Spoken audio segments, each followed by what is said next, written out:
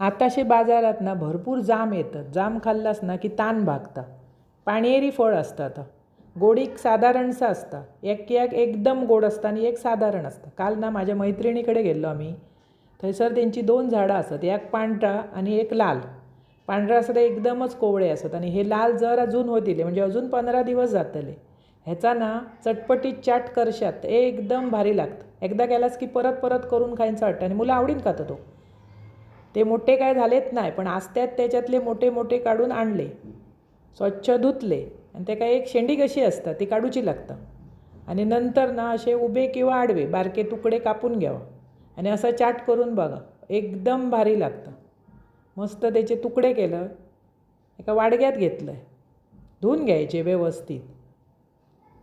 मस्त बारीक बारीक तुकड्याक ना मीठ लावलं, वरसून लाल तिखट जरा भुरभुरवलं आणि चाट मसाला असतो तो शिवरलं आहे जरा चिमटेन.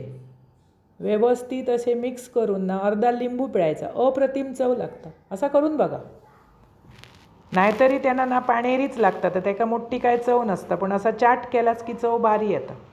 एकदा आणा, त्याचा चाट करा, खावा, आवडतलं तुमका आणि एकदम टेस्टीने. आवडल्या चॅनल सबस्क्राईब करा.